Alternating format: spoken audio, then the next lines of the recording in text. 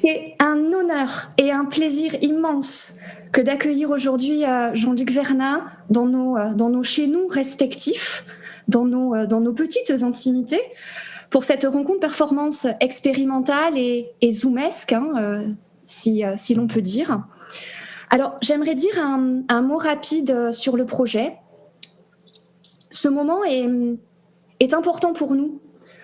Et par nous, je désigne certains étudiants et certaines étudiantes en arts plastiques dont j'accompagne les recherches en séminaire de master création artistique à l'université de Toulouse Jean Jaurès, et qui constituent donc le collectif autoproclamé PQ.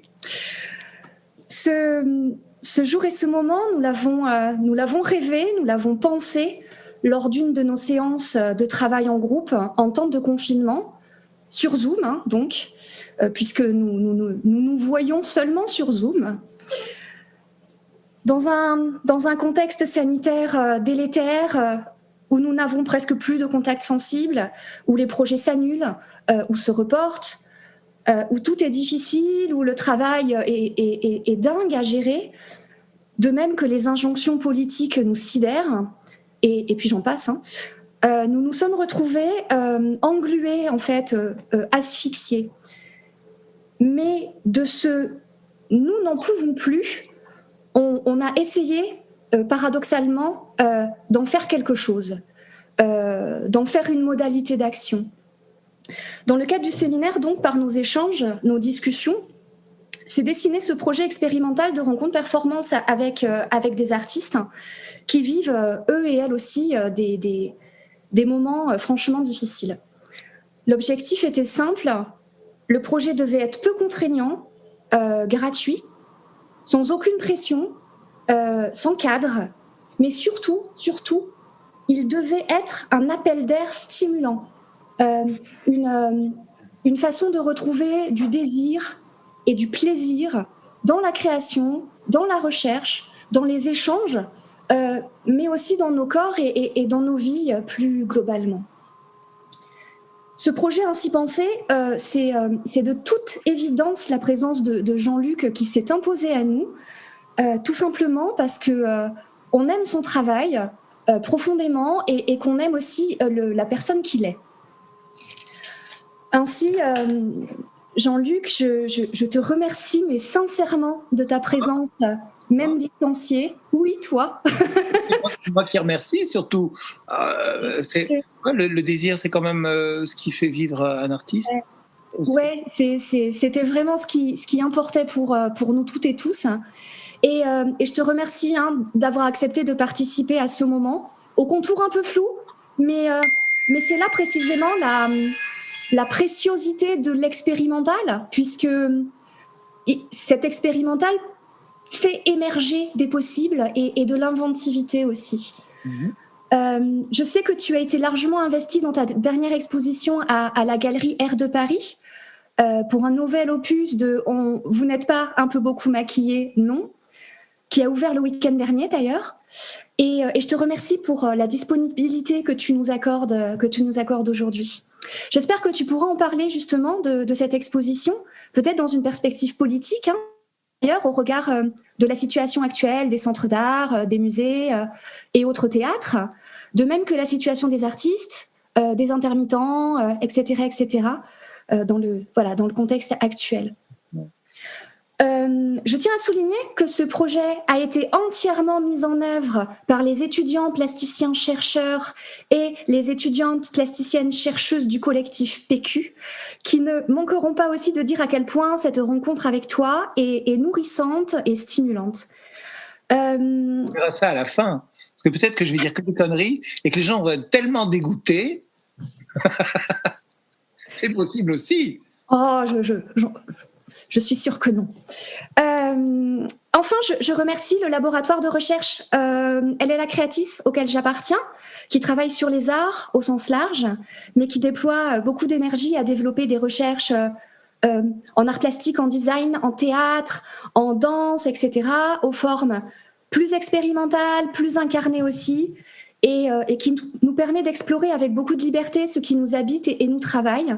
Je suis d'ailleurs ravie de voir les noms et les visages de collègues, des doctorants, des masterants du labo dans ma petite mosaïque Zoom, tout comme les autres noms et visages que je connais pas ou que je connais, mais c'est un vrai bonheur que vous soyez si nombreux et nombreuses. Enfin, je termine. Dans ce contexte sanitaire particulier et plus globalement dans le contexte politique de la capitalisation de l'université et de la recherche via la récente loi de la LPPR, des injonctions de rendement, de standardisation qui tuent peu à peu nos libertés d'enseignement, de recherche et de création, en fait, cet appel d'air que représente ce moment est d'autant plus précieux en ce qu'il déjoue les normes, les attentes, en prônant justement la liberté, l'expérimentation et le plaisir comme moteur. Et la gratuité. Et c'est en ce sens aussi une forme de résistance, et c'était important de le souligner. Merci. En tout cas, je laisse la parole à Camille De Keyser, qui est étudiante masterante en arts plastiques et donc membre du collectif PQ, qui va impulser ce beau moment. Puis Jean-Luc Vernat et Belladonna lanceront le bal, ou lanceront la fête, pour reprendre un thème cher à Belladonna. Camille, je te laisse la parole. Bonjour, j'espère que vous m'entendez bien. Bonjour. Alors, je vais commencer par une petite introduction sur Jean-Luc Vernat pour les personnes qui connaissent peu ou même beaucoup, pour au final impulser un petit peu l'entretien. Pas du tout. Il y a plein de gens qui ne connaissent pas du tout. Certainement. Alors, Jean-Luc Vernat est un artiste plasticien polymorphe, dessinateur, actrice, chanteur avec I Apologize et chorégraphe, danseur avec Gisèle Vienne. Il est artiste plasticien, son corps et son genre sont plastiques, de même que son art se modèle par le fait qu'il manipule différents médiums, notamment. Car Jean-Luc Vernat est, comme il le dit lui-même, un outil, ce qui lui permet de créer, et à nous, plasticiens, plasticiennes et chercheurs, chercheuses, de créer également. Il peut se transformer, agir et donner à penser, et de là, nous pouvons faire en conséquence, et je reviendrai sur ce point un petit peu plus tard. L'artiste est connu particulièrement pour ses dessins, ceux des créatures hybrides, par exemple, comme un faune plutôt sexy qui tient ses chaussures à talons. Puis il y a ces petits oiseaux assis dans les arbres et qui gueulent. Et moi, Jean-Luc Vernat, me donne envie de gueuler aussi. Quand je vois cette phrase de petit oiseau qui ne chante pas mais qui gueule, j'ai envie de gueuler contre tout le monde et contre le monde dans lequel j'ai atterri. On a tous et toutes besoin de respirer, de prendre un temps en dehors duquel on nous demande de produire habituellement pour créer, pour discuter ensemble, pour manger, boire un café, un thé, un jus ou autre chose, manger, rire et fumer des cigarettes. Mais Jean-Luc Vernat se dit non virtuose, il n'a pas un tracé vif, des figures charnelles dans le sens vraiment de chair, pleine de vie, couleur morte, transformation de créatures, transformation corporelle, mais il y a aussi altération, affaissement ou affadissement de la forme des créatures, animaux, clowns, personnages. Poudrer ce qu'on peut donner encore, poudrer ce qui peut donner encore une petite image intime, triste, un oiseau triste et gris, fade. Jean-Luc Vernat dit souvent que son art parle des vicissitudes de la vie, mais se dégage malgré toutes ces vicissitudes de la lumière, telle une étoile s'éteignant dans le ciel, mais qui apparaîtra encore un long moment à nos yeux. Je pratique personnellement le dessin, donc je suis davantage sensible à ce que Jean-Luc Vernat en dit, notamment dans l'émission France Culture intitulée « J'ai une grande fascination pour le mensonge, c'est pourquoi je suis dans la représentation ».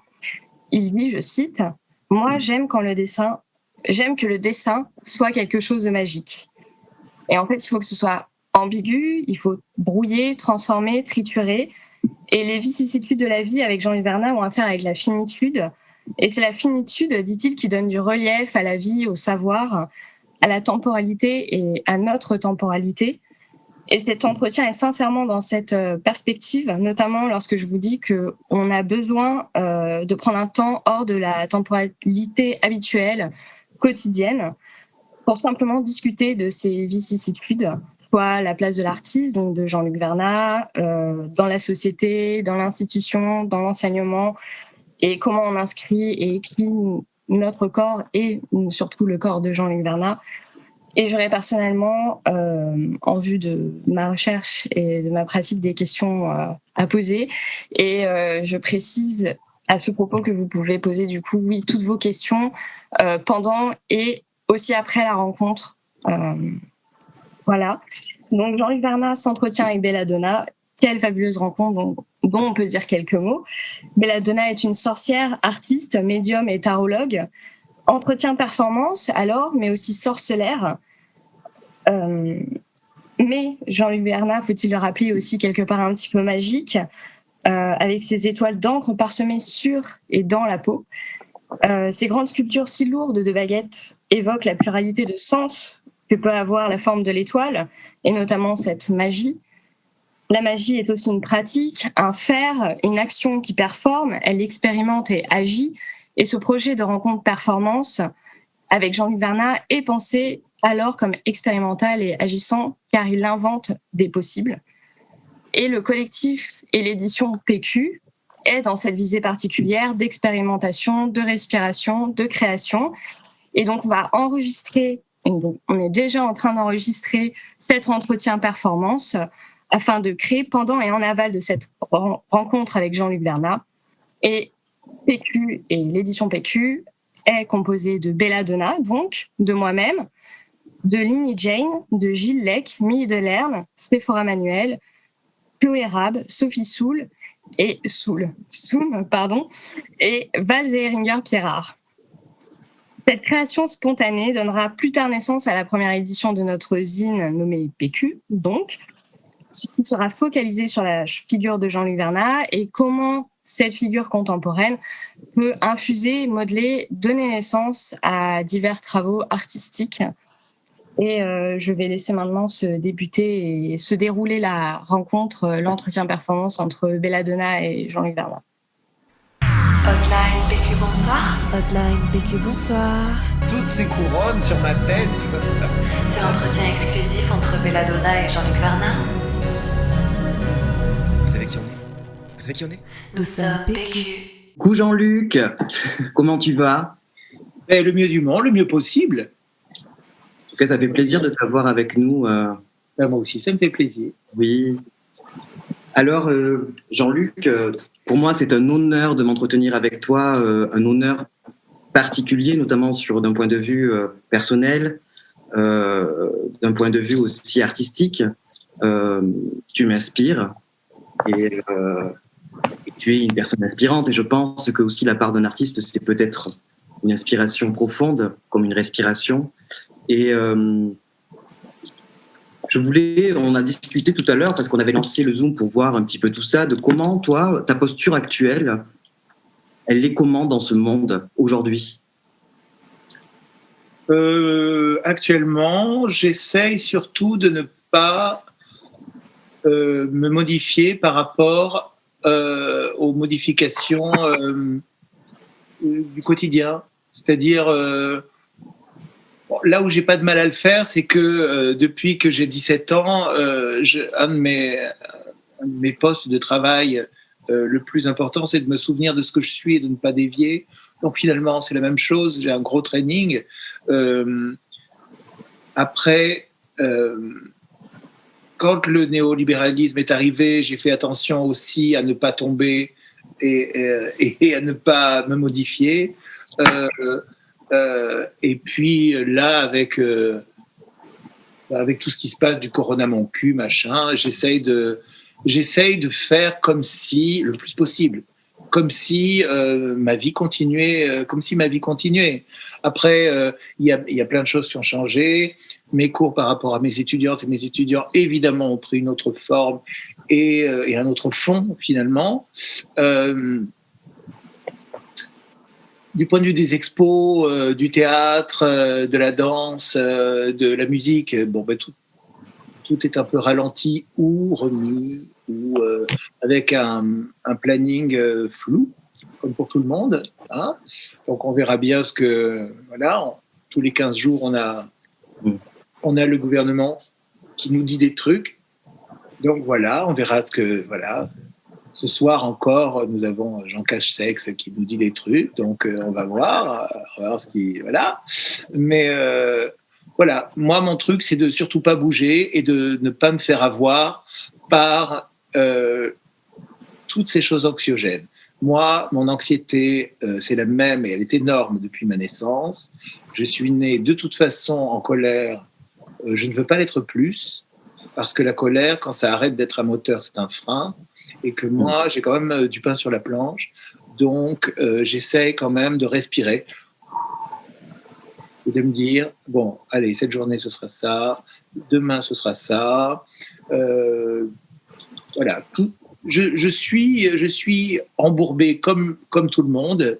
Et en même temps, j'essaye de rester le même. Voilà, de ne pas me faire altérer dans quoi que ce soit, ni dans mon rythme de travail, ni dans mon rythme de paresse, ni dans aucun de mes rythmes. Là, on m'a suffisamment enlevé de choses, pour de bonnes raisons et de mauvaises raisons. Je veux dire, j'ai plus de resto, j'ai plus de bar, j'ai plus de théâtre, j'ai plus de scène. Là, au moins, que ma vie de tous les jours reste la plus normale possible.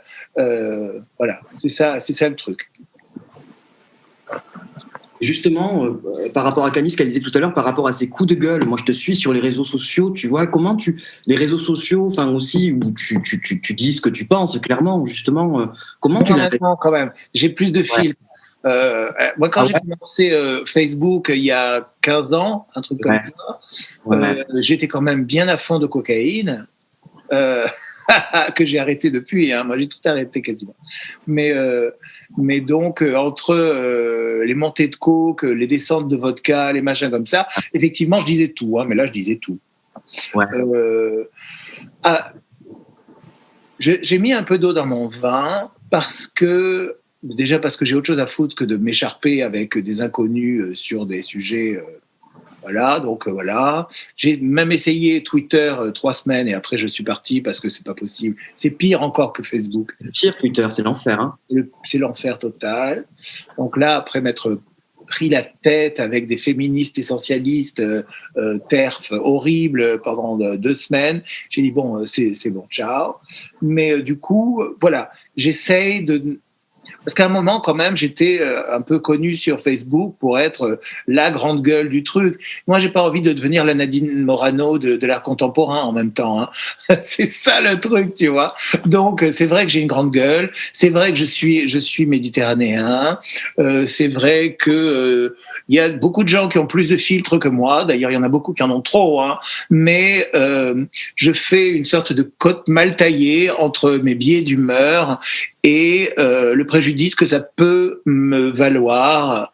Voilà. Après, je dis quand même des choses. Par exemple, là, pour l'affaire Lévesque, j'ai quand même évidemment pris parti pour Monsieur Follon, parce que voilà, c'est comme ça. Il y a des moments où on doit quand même dire des choses, et pas juste la guerre c'est mal, j'aimerais que la fin dans le monde s'arrête et Trump il est méchant. Il y a quand même des moments où le silence dans un milieu peut être vraiment assourdissant. Et là, moi, je demande pas. Là, on est en train d'en parler. Enfin, je suis en train d'en parler de ce truc de Lévesque, qui est quand même un séisme dans le monde, un séisme attendu. Enfin, on sentait que ça arrivait depuis 30 ans. Hein. Voilà, moi, la première fois qu'on m'a parlé de Claude Lévesque, il y a 30 ans, j'étais étudiant et on m'a dit, il y a Claude Lévesque qui vient à l'école, tu sais, il est pédophile. Voilà. Après, tout le monde était au courant de la rumeur. Mais est-ce que beaucoup de gens étaient au courant des faits? Ça, c'est autre chose. Donc, ça, on verra. La justice, voilà. Mais, écoute, en fait, je suis particulièrement sensible à ce truc parce que moi, ma sexualité, j'ai commencé à 13 ans Et j'ai été prostituée de 15 ans à 21 ans. Et pour moi, la pédophilie, ça n'est pas affaire d'âge. Bon, évidemment, à un moment, quand l'enfant a 10 ans, ou 8 ans, ou 3 ans, c'est évidemment, ça a à voir avec l'âge. Mais à partir du moment où les hormones sont là et où les corps fonctionnent, même si on n'a pas encore de discernement et qu'on est très influençable, la frontière de la pédophilie, pour moi, s'arrête au consentement, c'est-à-dire au traumatisme. Moi, quand j'ai commencé ma sexualité, c'était de mon plein gré, c'était un désir. Là, vraisemblablement, s'il y a des gens qui ont été traumatisés, c'est qu'il n'y a pas eu de consentement, c'est qu'il y a eu des prises de pouvoir et qu'on est devant quelque chose, devant vraiment une destruction d'un individu. Voilà. Après, si pour Claude Lévesque, ça a été juste une histoire d'amour magnifique et pure que la société n'a pas comprise parce qu'on est dans le politiquement correct, c'est sa vérité à lui. Mais vraisemblablement, sa vérité à lui, elle n'a pas empêché que des gens sur sa route se retrouvent fracassés. Donc voilà, moi je fais pas le procès de Claude Lévesque, je prends parti pour la victime qui vraisemblablement a souffert en silence pendant 30 ans et vraisemblablement en plus c'est pas la seule victime. Donc voilà, là dernièrement oui, j'ai parlé de ça. Après, j'ai arrêté de parler sur les réseaux sociaux de « Ah, j'ai croisé un tel à mon vernissage, il a fait semblant de bien m'aimer, mais en fait, j'ai un dossier depuis 10 ans, c'est un salaud. » Voilà, chose que je faisais tout le temps avant. Mais je préfère être plus connu pour, non pas ma mensuétude, parce que je n'ai aucune mensuétude, mais ni pour les autres, ni pour moi, mais en tout cas pas pour ma mauvaise humeur et pour ma vindicte. Ça, je pense que ça m'abîme plus que ça m'abîme moi personnellement, et ça abîme l'image qu'on pourrait avoir et ça brouille la lecture qu'on pourrait avoir de mon travail.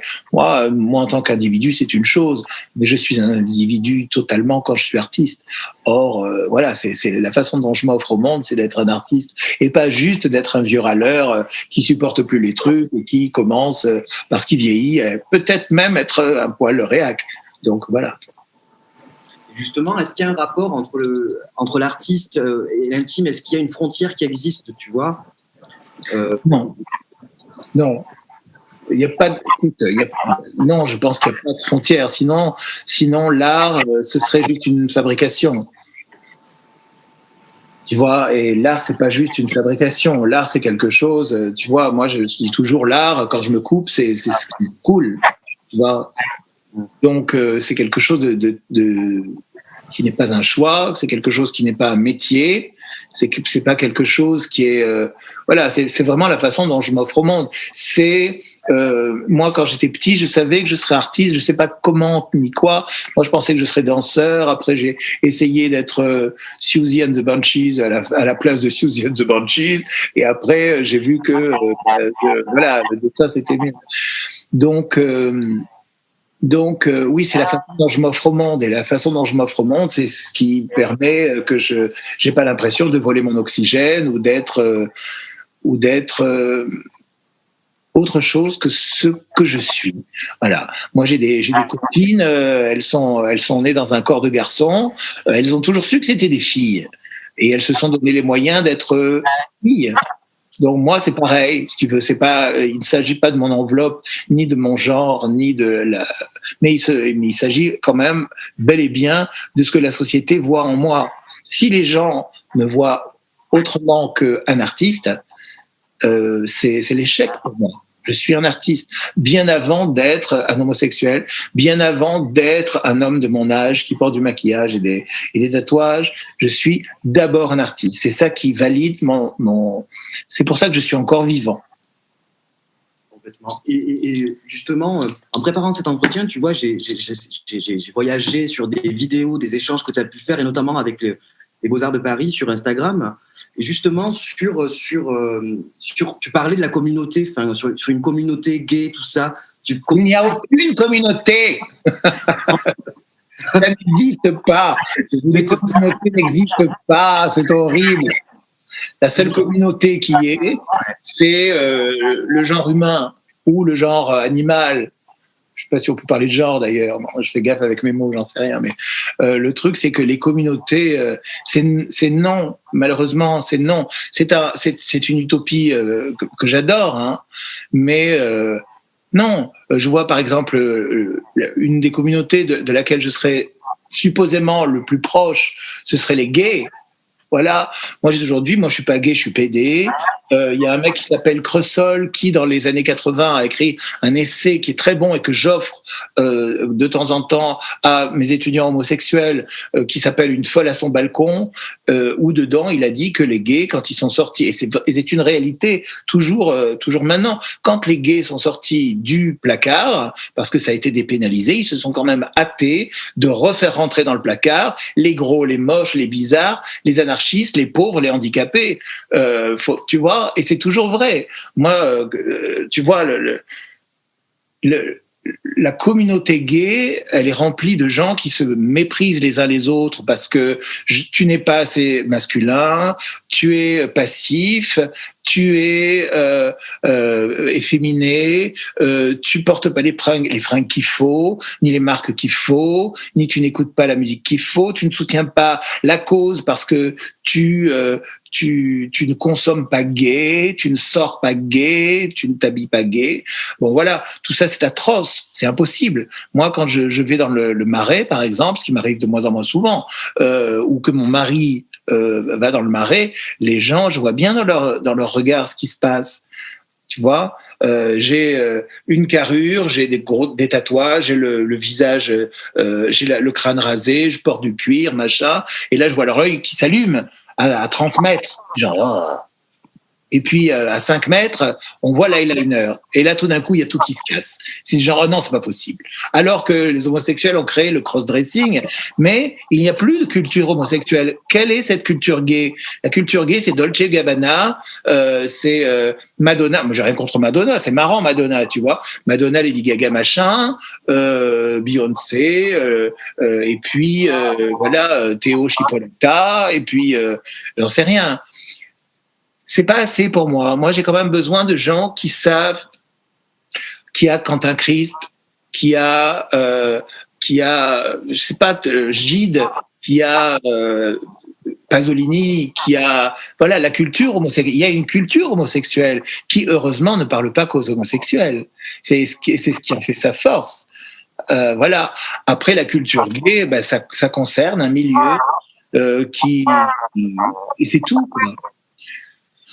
Et c'est pas mon truc, voilà. Après, il y a la culture, je sais pas, il y a la culture, le queer. Alors voilà, queer, ça aurait été génial pour moi. Tu vois, c'était super. Pour moi, je me suis dit, c'est quand même peut-être une porte de sortie à ce truc, tu vois. Mais enfin, moi, ce que je vois à Paris, c'est qu'il y a énormément de queers qui ont fait des gays qui mettent des paillettes le week-end pour partir. Donc non. Le queer, en fait, le queer, c'est comme le punk. C'est-à-dire que quand, à la fin de l'été 76, il y a une meuf qui s'appelle Caroline Coons qui a fait un article qui s'appelait Punk. Tout de suite, on a mis un mot sur cette chose et ça a été la fin. Et c'est devenu un tag, une trend. Et du coup, il fallait être punk. Donc, il y a eu des centaines de groupes punk, il y a eu des centaines de panoplies punk. Moi, j'avais des copains, ils allaient à Londres parce qu'ils avaient du blé. Ils allaient à Londres et ils revenaient, ils étaient punk. Parce qu'ils avaient la fringue qu'il fallait, la coupe de cheveux qu'il fallait, les disques qu'il fallait en import. Et du coup, ils étaient punk. Mais en fait, c'était juste des fashionistas qui aimaient bien choquer le bourgeois, voilà, d'une façon qui était déjà très compassée, enfin très comprise. Donc, moi, le queer, moi, je pensais au début que le queer, c'était une sorte d'écho de quelque chose que moi, j'ai traversé dans les années 80, qui est le gender bending. Donc, on a tous connu, voilà, il y a Boy George, Marilyn, le Blitz, Lee Bowery, ces hommes maquillés, Ronnie, cette femme qui ressemblait à un homme. Et c'était sans idéologie. Oui. Il n'y avait pas d'idéologie, c'était un truc très diffus qui passait par la musique et donc par la mode. Mais je me rappelle que dans les années 80, genre le vieux de mon temps, il y avait quand même pas mal de gens comme moi qui sortaient en plein jour, hein, avec des looks impossibles, et qui généralement se faisaient casser la gueule et ressortaient comme moi le lendemain un peu plus maquillés. Et là maintenant, j'ai l'impression que toutes ces choses-là, elles se font dans des... C'est pas dans la rue, donc ça a du mal à exister. Voilà. Moi, quand je passe à Bastille pendant le week-end et que je vois plein de petits cyberpunk hyper mignons avec des logos de couleurs, des trucs steampunk, des machins, etc., je me dis, mais comme j'aimerais les croiser partout et tous les jours. Or, non, parce qu'ils restent dans un espace sécurisé. Et je peux pas leur en vouloir en même temps, parce que l'époque est très, très violente, hein. Mais voilà, le truc des communautés, il y a un truc qui chie pour moi. Alors, après, moi, j'ai plus de 50 ans, donc je suis un peu à la retraite de plein de choses.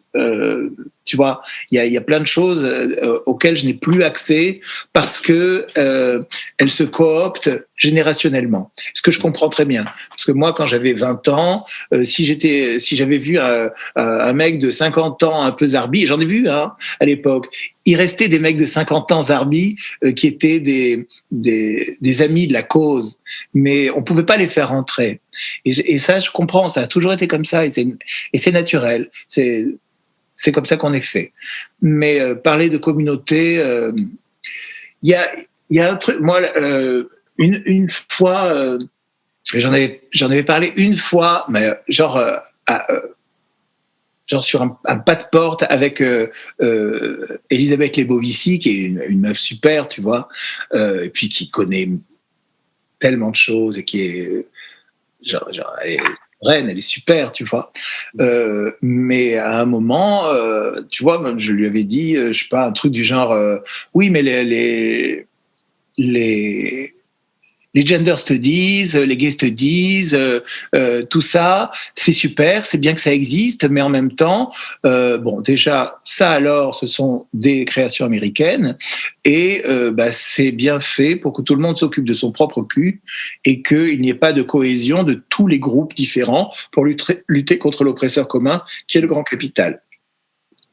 Bon. Elle m'a trouvé un petit peu rapide. Bon, moi, je suis rapide, hein, en même temps, je ne suis pas un intellectuel, donc j'ai des petites lueurs, des petits machins comme ça, mais c'est difficile pour moi d'articuler et de développer. J'ai du mal à faire l'origami, voilà, ouvrir mon origami. Mais c'est profondément ce que je sens. C'est-à-dire qu'il y a plein de gens qui ont choisi un seul petit bout de la lorgnette pour voir la société. Et même si la société a changé et je ne la comprends pas en entier, je ne l'ai jamais vraiment compris en entier, je pense, mais il m'a semblé tout au long de ma vie que la lecture la plus précise et celle qui se trompait le moins de la société, c'est la lecture de classe. Et la lecture de classe, voilà... des gens qui appartiennent à une classe, des gens qui s'en affranchissent, pourquoi, où ils vont, comment ça s'échange, etc. Ça explique beaucoup de choses du marché du travail, de la politique, tu vois, voilà. Et de s'agglutiner ensemble en ayant la même Bible, tu vois. Et je parle du mot vraiment le pire pour moi, une Bible ou un Coran ou une Torah qui est une studies, pour moi, c'est comme un catho extrémiste ou un truc comme ça. Il y a qu'une seule lorgnette, et c'est difficile, je pense, d'avoir une compréhension en n'ayant qu'une seule lorgnette. Moi, je regarde aussi les studies et tout, voilà, et puis Preciado, et puis tous ces trucs qui sont hyper utiles pour pousser les limites de la société, quitte à les pousser très très loin pour au moins avoir une petite avancée. Donc ça, c'est super, c'est normal, c'est vraiment de très bons outils, mais il ne faut pas rester le nez collé à l'outil, je pense, quel qu'il soit. Complètement. C'est ma vérité à moi. Moi, je dis pas que j'ai la science infuse. Et justement, ce discours que tu tiens, est-ce qu'il te vaut des fois dans l'institution, tu vois, dans le monde dans lequel tu peux évoluer par rapport, est-ce qu'on te rejette par rapport à des postures, par rapport à ce discours? Est-ce que tu reçois, est-ce que tu as des haters, des ennemis justement qui sont dans l'opposé de ce discours? Bah, écoute, quand par exemple, il y a quelques années, parce que là les directions ont changé, etc. Mais il y a quelques années, j'étais invité, comme je le suis très souvent, à France Culture. Et j'ai sorti, genre le mec, il n'y a pas de filtre, quoi. Genre. Ouais. J'ai sorti, mais moi je déteste la nomenclature gay de l'art contemporain, les gens qui se cooptent uniquement parce qu'ils sont censés aimer la bite, voilà. Le lendemain, j'ai entendu le vent violent de la porte du musée de la chasse et de Sèvres et de la manufacture de Sèvres où j'avais proposé des trucs et tout, mais genre, non, genre, tu nous aimes pas, on t'aime pas non plus. Je dis, merde, je disais quand même quelque chose sur la façon dont la société artistique fonctionne. Je suis désolé, on le sait, il y a une nomenclature gay, il y a des gens, mais comme dans tous les autres corps de métier, on connaît, on le sait, il y a des artistes, il y a des artistes, il y a des trucs qui fonctionnent avec leur queue. Tu vois, il y a des gens qui ont déroulé des kilomètres de câbles et qui arrivent à avoir un réseau. Parce que, voilà, et ça dans la danse contemporaine aussi, j'ai des noms que je ne donnerai pas. Et aussi, tu vois, il y a des trucs, voilà. Après, moi j'étais travailleur du sexe. Hein. Donc, si tu veux, la prostitution, pour moi, c'est un métier qui a une utilité, etc. Mais je suis artiste et je vais pas commencer à mélanger mes pinceaux et à me dire si c'est pour décrocher un truc, je sais pas, au Louvre, moi je veux bien sucer ce vieux qui est tout pourri, il y a pas de problème, tu vois. Voilà, mais ça c'est des cas de conscience que je me pose et que tous ne se posent pas. Donc voilà, ça j'ai ça. Après comme haters, quand j'ai des positionnements par rapport notamment à à la façon d'être jeune et homosexuel maintenant. Pourquoi est-ce que je trouve très suspect le fonctionnement des applications de rencontres pour baiser? Ouais. Tout ça, j'ai... Genre, la dernière fois, il y a un jeune, tout mignon en plus, qui m'a traité de sale, gay, blanc, cisgenre du Marais. J'ai dit, waouh, toutes ces couronnes sur ma tête. Donc, je ne savais pas que j'étais complètement cisgenre. Mais bon, oui, je suis un garçon. Hein, avec mes photos nues, je ne peux pas le cacher. Donc oui, je suis un garçon. Mais en même temps, je me suis toujours senti juste artiste. Et quand j'ai vécu avec Véronique Garibal pendant 5 ans et que je l'ai aimée comme un fou et que mon mari la connaît, etc., j'étais pas moins pédé que maintenant, mais j'étais amoureux d'une femme. Tu vois ce que je veux dire? Les frontières et les mots sont tellement flous. Pourquoi me dire que je suis un gay blanc cisgenre? Blanc, je commence à être plus bleu que blanc d'ailleurs. Je suis plutôt gribouillé comme blanc. Voilà, du Marais. Alors là, ok, je sais pas. Mais c'est comme si, je sais pas, je fais pas la couverture de Tétu Magazine tous les 15 jours, heureusement d'ailleurs. Tu vois? Donc, voilà, les haters, c'est surtout ça que j'ai. Après, comme haters, j'ai aussi toutes les TERF. Ouais, mais ça, ouais. Alors ça, Marguerite Stern, merci de me faire exister autant. Ah ouais. Parce que franchement, oh là là, pauvre fille, quelle horreur, ce monceau de haine, mais quelle horreur, c'est très dur. Hein.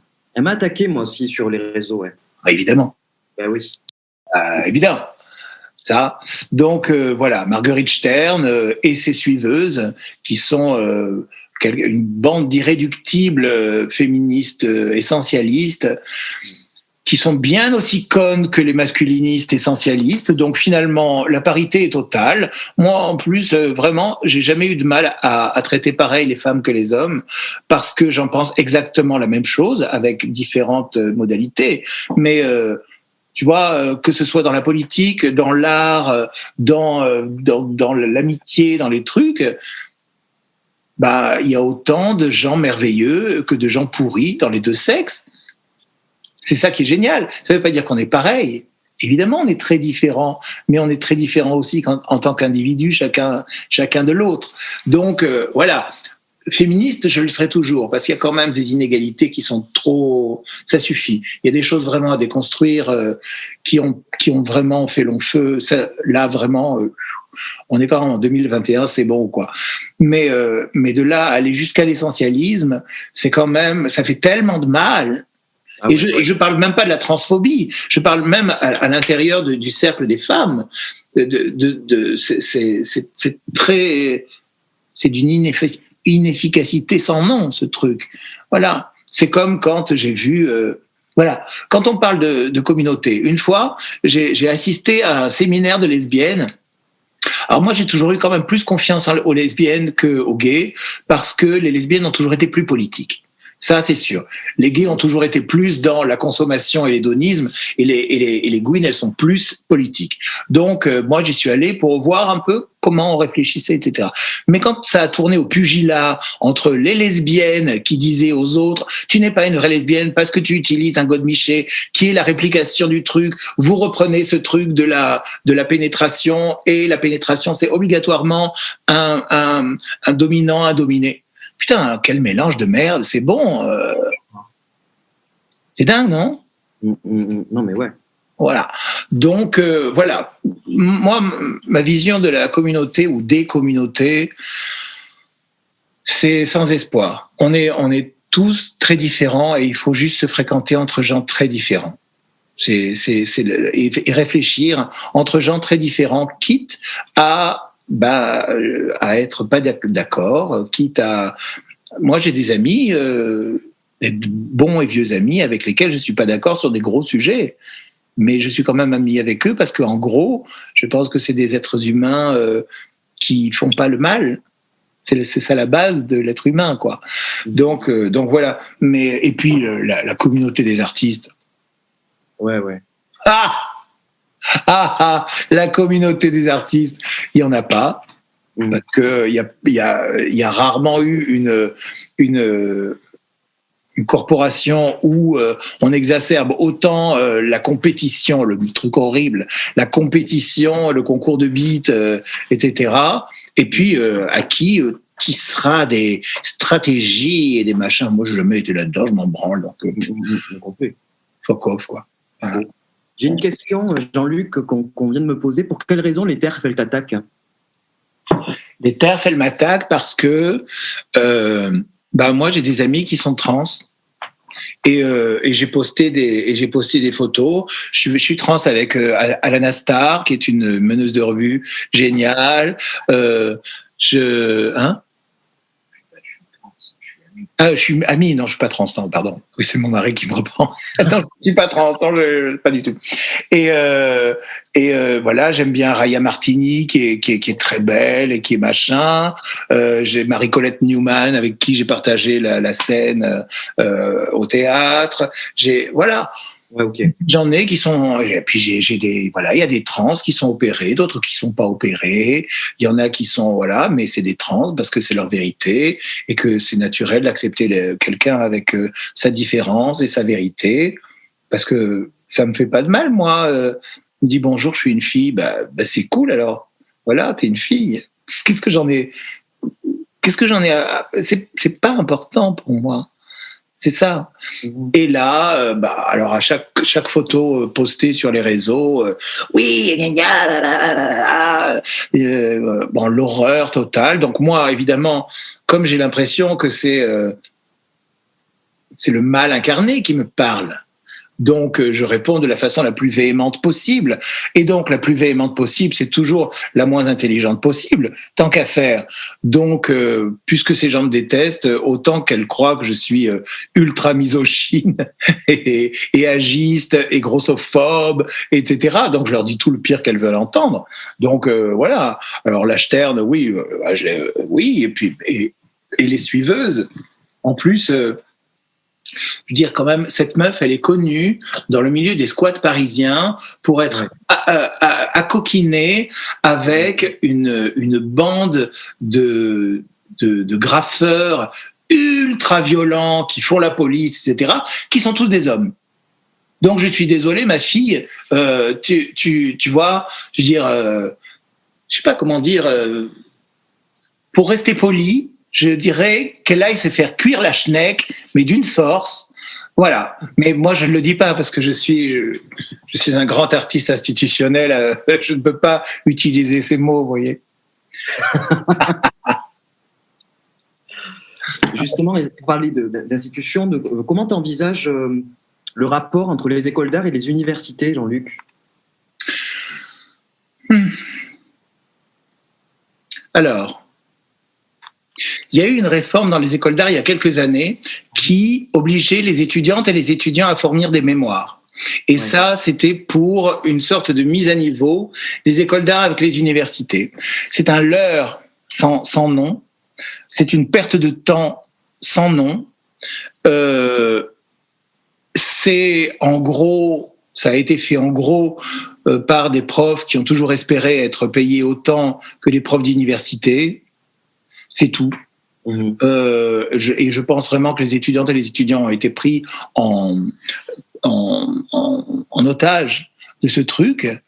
Donc là maintenant, ça s'est un peu assoupli. Donc on dit aux étudiants, mais vous pouvez passer votre mémoire en danser, en chanter ou en dessiner ou en machin, etc. Mais en gros, c'est du travail en plus de leur travail. Et je suis désolé, mais 5 ans, c'est peu pour trouver ce qu'on fait, qui on fait, voilà. Donc là, c'est vraiment une grosse perte de temps et d'énergie. En plus,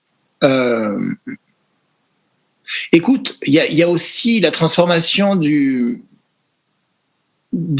beaux-arts. Bon, déjà, je pense que les beaux-arts, ça va pas durer autant que les impôts. Réellement, je pense qu'il va y avoir à un moment des écoles d'art privées, payantes, qui seront des écoles de marché de l'art, etc. Et ce modèle de l'école publique, il y aura toujours les Beaux-Arts de Paris et peut-être 2-3 en France. Mais là, ils sont en train de fermer les robinets tellement fort qu'on le sent venir, c'est évident. Et aussi... en fait, les problèmes sociétaux sont tellement prégnants maintenant que moi, j'ai l'impression de ne pas être prof dans un beaux-arts, mais dans une sorte de fac de sociaux un peu aléatoire. Ouais. Et, mais c'est pas une fac de sociaux, donc il y a pas la même consistance, tu vois. Ouais. Donc c'est un peu ennuyeux pour moi. Voilà. Même si évidemment les Beaux-Arts ont toujours été un laboratoire sociologique, évidemment. Mais là, ça crée des réponses qui sont un peu trop littérales, un peu trop didactiques, un peu trop, voilà. Il n'y a pas assez pour moi de transformation, de déplacement, de poétisation. On est quand même sur des gens qui te font en fin de 5e année des putains de caisses lumineuses avec écrit « The future is female ». Ouais. Tu vois ? Et ça, non, je suis désolé. Déjà, parce que the future, il sera male et female, parce que sinon, il n'y a pas de future, et d'un, du genre vraiment. Et puis, c'est de la com. Une phrase aussi littérale, voilà, on peut dire la même chose d'une façon plus enrichissante et plus riche que juste faire un putain de panneau, quoi. Donc, voilà. Là, je suis, voilà. À part ça, l'état de l'université en France, ça va pas bien. Il y a évidemment pas assez de fonds. Les étudiants et les étudiantes les plus doués généralement vont finir leur cursus ailleurs qu'en France parce que les débouchés, la recherche, etc. Il y a énormément de pays qui sont mieux lotis que nous et même dans des endroits comme la Sorbonne, c'est quand même des bouts de scotch on est quand même sur des toutes petites économies par rapport à ce que la France est censée être ou est censée avoir été. On est quand même bien à genoux et quand on voit les ministères successifs, que ce soit les ministères de la Culture ou les ministères de la Recherche et de l'Enseignement, depuis 20 ans, contrairement à d'autres budgets comme l'armée, etc., les gens ferment les robinets. Mmh. Tu vois ? Mmh. Donc, on est mal lotis. Voilà, on est mal lotis. Quand on voit que le cabinet de cet enculé de Macron, si j'ose dire, donne c'est quoi, le budget, c'était 2,7 millions par mois pour faire une recherche qu'ils auraient pu faire ou je sais pas quoi à un cabinet privé, et ça voilà, plus les 600 000 euros de fleurs, plus les frais de, tu vois, et plus le budget des armées, plus le c'est juste pas bon. Voilà. Et c'est sûrement pas avec la grosse Bachelot. Ah oui, alors c'est grossophobe de dire la grosse Bachelot. Mais franchement, si elle avait été bonne, j'aurais trouvé qu'elle avait une physionomie agréable et généreuse. Mais là, c'est juste un gros tas inerte, habillé de couleur criarde, et c'est tout. Et elle est nulle. Elle était nulle en ministre de la Santé. H1N1, etc. On va pas refaire l'histoire, et elle est complètement dispensable en ministre de la Culture. C'est vraiment une merde. Elle se contente de faire des faux effets d'annonce en portant des masques qui ont été designés et offerts gratuitement par des artistes. C'est horrible. La France, quoi. On était censé être le pays de la culture à un moment quand même. Putain, on s'en souvient même plus de quand, quoi. Non, mais c'est clair. C'est clair. Est-ce que tu penses, toi, que cette période, elle précarise de plus en plus les artistes et enrichit d'autres artistes ? Alors, elle n'enrichit pas d'autres artistes, elle enrichit d'autres systèmes. Okay. C'est-à-dire que le monde d'après, évidemment, n'aura pas lieu, ou alors il sera pire que celui d'avant. Donc, il faut vraiment rentrer en résistance de la façon la plus intelligente possible, et donc peut-être la moins frontale possible. Moi, comme j'ai la chance d'être un peu à cheval entre plusieurs trucs, un peu de théâtre, de la danse contemporaine, un peu la musique, l'art contemporain, le machin, ce que je vois, c'est que les gens, ils commencent à crever la faim, ils commencent à se poser des questions horribles sur la validité de leur choix de vie. Ça commence à faire vraiment des dégâts mentaux, psychologiques, bientôt psychiatriques, plus les ruines, parce que les gens qui sont déjà en précarité, quand ça va bien, quand ça va plus, on connaît le toboggan social maintenant, il est quand même très raide, et on peut se retrouver à la rue comme ça. Mmh. Donc là, les gens, c'est difficile.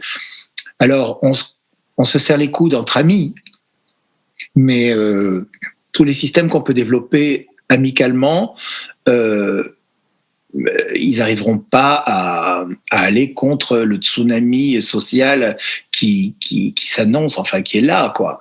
Donc c'est très très dur. Quant aux enrichissements, là je vois par exemple que, donc là maintenant j'habite à Paris, je suis pas parisien mais j'habite à Paris, donc c'est ce que j'ai en face de moi, sous les yeux. Et Paris quand même, y a un mec qui veut d'ailleurs privatiser aussi le Festival d'Avignon maintenant, mais qui a racheté 4 grands théâtres parisiens. Et maintenant, il y a une grande spéculation de gros groupes Voilà, la main mise sur la musique de Red Bull, par exemple, ça va être encore énormément plus, évidemment. Les petites structures comme les cabarets essayent de se réinventer online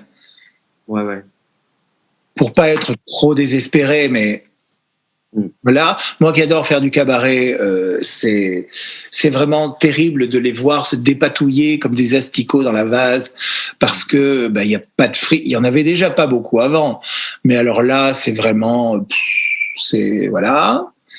Le public ne suit pas dans les publics. Je vois quand même que les gens préfèrent s'abonner à des sites OnlyFans pour avoir un peu de cul, voilà, plutôt que de payer un billet pour avoir un spectacle de cabaret online, parce que les habitudes ne suivent pas. Donc peut-être que c'est parce que c'est que le début, mais c'est quand même très très difficile. Super difficile.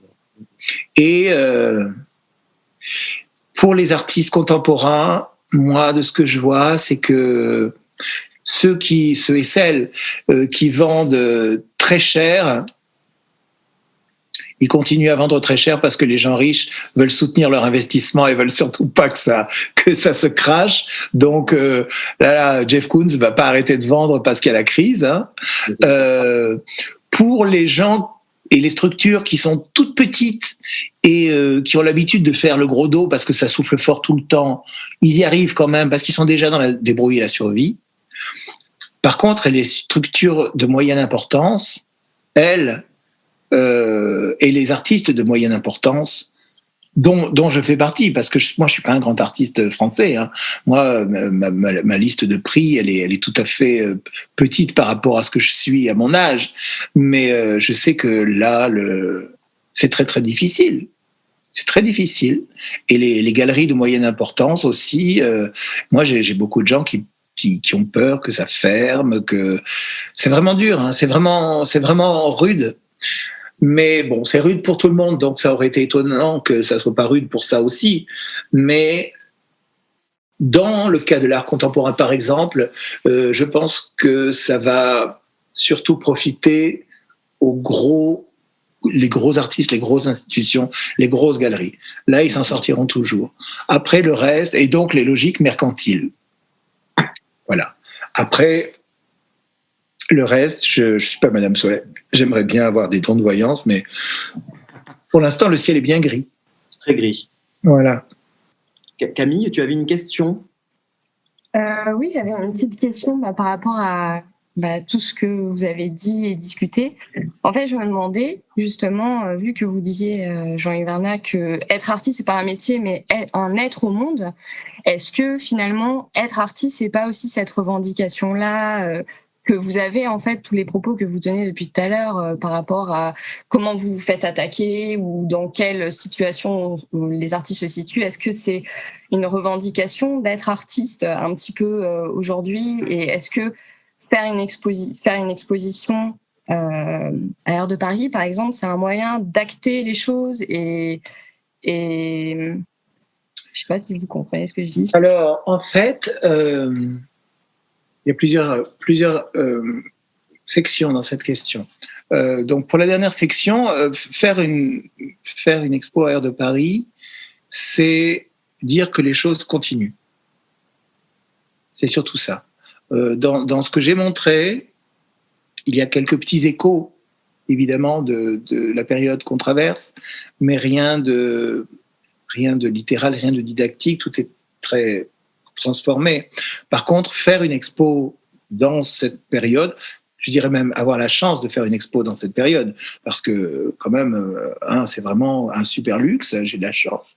D'autant plus que j'ai aussi une expo à la Fondation Salomon, qui, elle, n'a pas encore pu trouver son public, parce que les centres d'art, même quand ils sont avec une jauge, etc., sont fermés, eux. Voilà, parce que c'est les lieux de commerce qui sont ouverts plus et que les galeries sont supposées être aussi des lieux de commerce, ce qui est le cas. Mais bon, moi, je suis à Air de Paris, donc c'est pas d'abord un lieu de commerce, j'ai de la chance.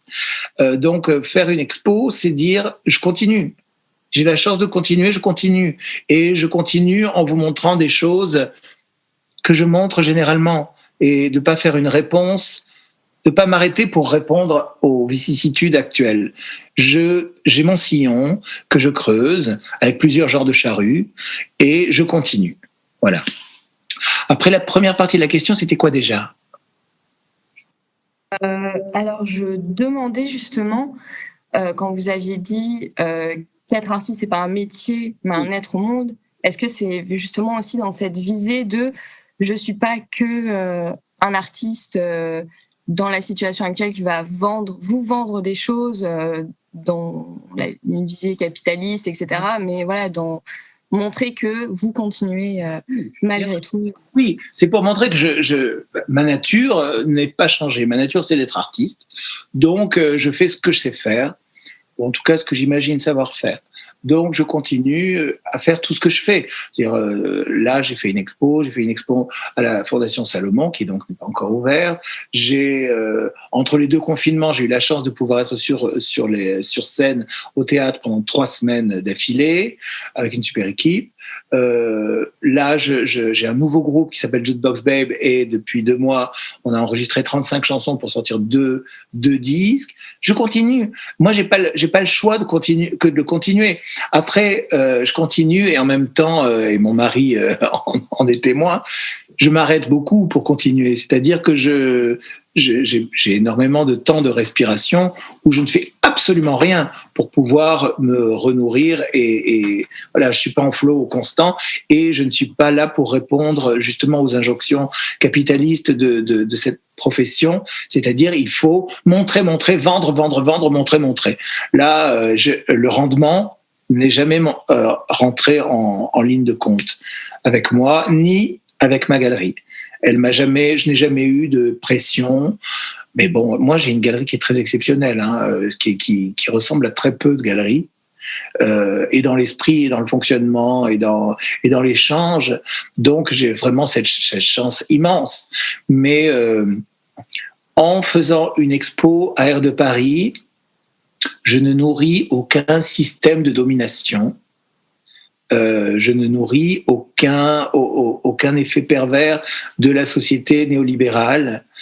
Je suis juste invité à faire une expo dans ma maison, qui est la Air de Paris, et je suis là pour rassurer les gens qui me suivent et qui suivent l'art, pour leur dire que ça continue et que eux continuent, et que mon dialogue avec eux continue, et que malgré l'horreur de tout ce on est en train de traverser, cette horreur molle, cette horreur qui colle, il y a encore des petits temps pour que, s'ils s'arrêtent devant mes petits oiseaux, ils puissent jouir de cette petite déflagration intime qui peut peut-être ouvrir des petites choses dans leur mémoire culturelle, leur mémoire affective, leur façon d'ouvrir des petites lumières.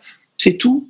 Comme quand on écoute une chanson, ou comme quand on va voir quand on regarde quelqu'un danser. Donc ma réaction par rapport au public est toujours la même, quels que soient les moments qu'on traverse, et les raisons pour lesquelles je fais ce que je fais, quoi que je fasse, sont toujours les mêmes. Après, on est en période de marasme, donc c'est d'autant plus intéressant et valorisant de pouvoir offrir de la joie, de la réflexion et peut-être quelque chose qui ressemble à un petit bonheur à des gens que je connais et à des gens que je ne connais pas. Jean-Luc, il y a Camille et Bérard qui posent une question qui dit oui. Plus qu'un être au monde, être artiste serait un genre. Je suis plastique. Comment tu l'envisages, ça ? Alors, moi, ça a commencé, c'est sorti dans un... On m'a demandé un titre pour comme là, un dialogue ou un truc comme ça dans une...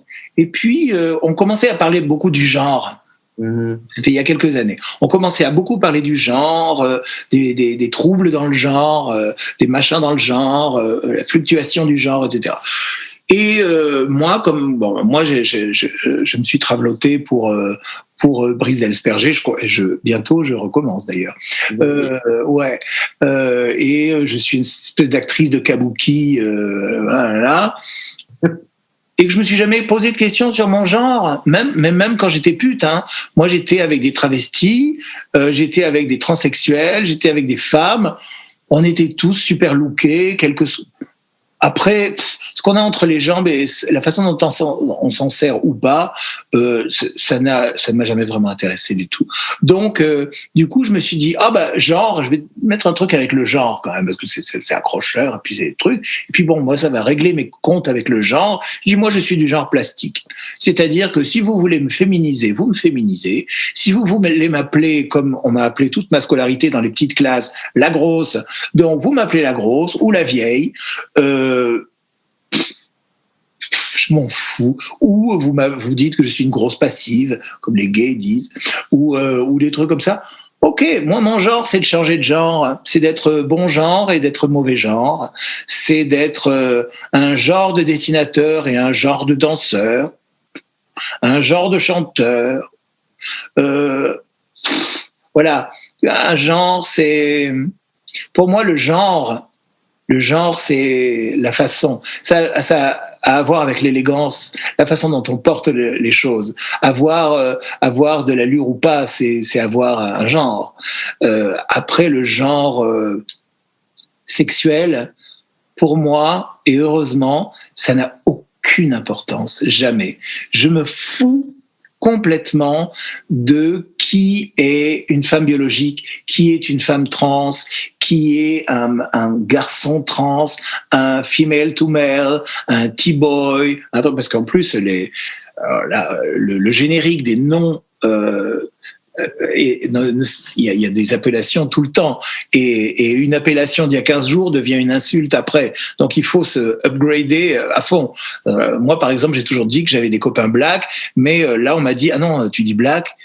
C'est raciste, alors que Black Blamber c'était un truc antiraciste. Donc tu vois, je suis toujours en train de courir après les derniers trucs pour pas avoir l'air de ce que je suis pas.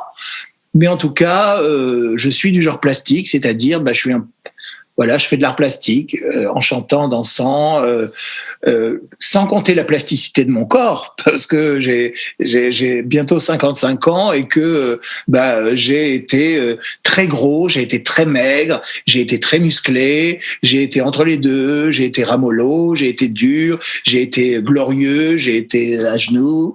Donc voilà, je suis très plastique, je suis comme un barbe à papa. Quand je fréquentais Béatrice Dalle, qui elle aussi est sujette à des variations de poids genre immenses, m'a dit de toute façon on est des barbes à papa. Et c'est vrai, je suis une barbe à papa. Je me transforme, court, long, carré. Donc, je suis du genre plastique. Et puis, je suis d'autant plus plastique que comme je suis un outil pour d'autres créateurs et créatrices, ils me transforment. Donc, je suis plastique, je suis une matière, je suis un outil, je suis du genre plastique. Après, c'est vrai que je suis un garçon. Et voilà, j'ai une bite et des couilles et j'ai des gros tétés de garçon. Et voilà, j'ai les hanches larges, la taille fine, comme certains garçons qui sont très gynoïdes. Moi, j'ai des copines qui sont très androïdes et qui sont des femmes hétérosexuelles avec un gros bidon et des jambes maigres. Et voilà, on est comme on est, voilà.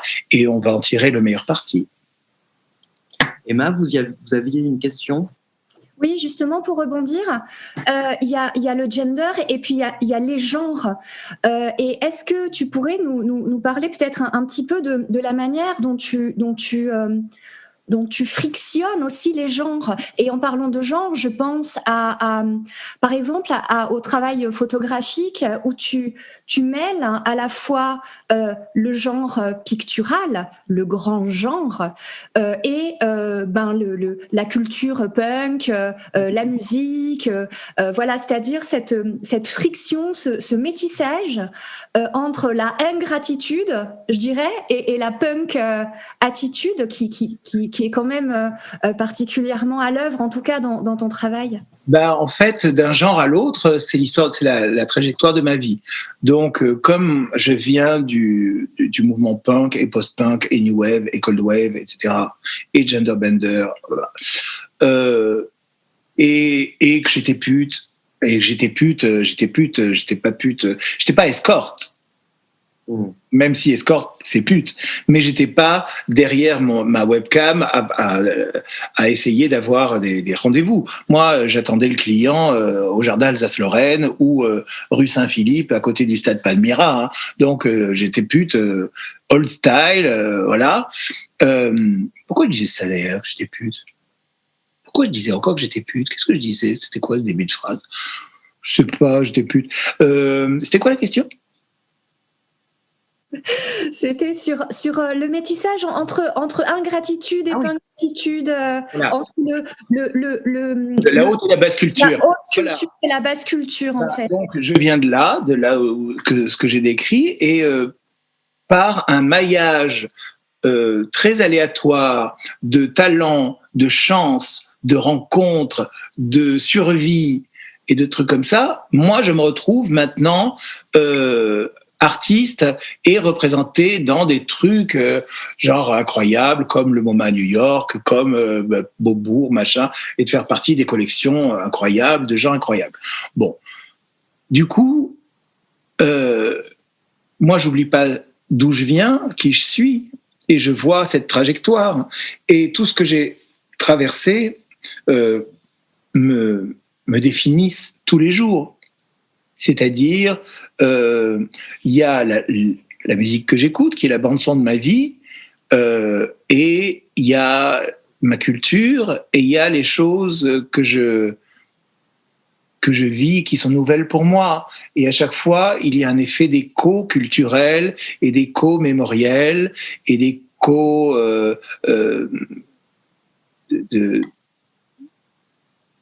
intérieur. Et du coup, il est naturel pour moi que quoi que je fasse, que ce soit un dessin ou une photo ou que je monte sur scène, je ne peux pas faire autrement que de lier absolument tout. Rien n'est jamais monochrome. C'est-à-dire, quand je vois qu'une chanteuse a eu la même attitude sur scène qu'une crucifixion masculine, par exemple, les genres, ils volent en éclats. Quand je vois des choses que je fais avec une énergie qu'on me prête féminine, parce qu'on a tous des constructions culturelles de ce que c'est que l'énergie féminine ou l'énergie masculine, et que moi je sais que je les ai fait totalement différemment, en disant, là, c'est très, très masculin ce que je suis en train de faire. En fait, non, c'est très féminin pour les gens, etc. Du coup, je vois bien que toutes ces constructions mentales volent en éclats, que ce soit entre le masculin et le féminin et tout ce qui est entre les deux, mais que ce soit aussi culturellement de choses hyper triviales, punk, etc., ou de choses qui appartiennent à une culture savante, dite savante. Je vois que en fait c'est tout pareil pour moi, en fait. Tout ça crée un tissu assez horizontal sur lequel je glisse, et en fait il y a aucune distinction pour moi, et plus loin même, quand je suis dans la rue, je peux parler à tout le monde. Parce que je check un mec à qui je viens de donner un euro dans la rue parce que il a besoin de bouffer. Je dis bonjour à, je sais pas, Bernard Blisten qui est devant Beaubourg. Je suis le même avec tout le monde, et j'ai une appétence et une pulsion positive et de bienvenue avec absolument tous les genres de personnes qui font la population. Je sais pas, du genre, j'ai réussi à me sortir de mon milieu, j'en vois des femmes et des hommes qui sont comme ça. J'ai réussi à sortir de mon milieu, donc maintenant je la joue, c'est comme si moi je disais que maintenant je suis parisien. Non, Moi, je suis niçois et je vis à Paris, donc je suis niçois. Et puis là, je vis à Paris depuis 20 ans, donc je suis un peu parisien. Mais tu vois, c'est tout ce... Rien n'est jamais monochrome. Voilà, c'est ça le truc. Et dans ce que je fais, dans ce que je suis, dans ce que je traverse, dans ma façon de lire les choses, voilà. J'ai une question de Gilec. Pour toi, Jean-Luc, vous parliez de littérature, d'une culture homo, et vous avez cité Pasolini. Et je pense aux lucioles qu'il voyait disparaître en 1975. Votre vie, votre art, trouve-t-il un écho dans son augure ? Oui, et en même temps, ce qui est bien, c'est que les lucioles dont nous sommes, la dernière fois, j'en parlais à mon mari, je disais, c'est drôle, on ne voit plus de lucioles, en fait. Et il y a des... Alors, c'est vrai qu'il y en a moins, en vrai, de ces petits animaux.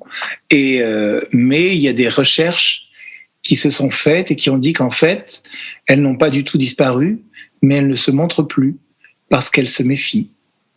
Et que, comme l'environnement est devenu toxique pour les lucioles, elles ont trouvé des stratégies pour vivre autrement et ailleurs.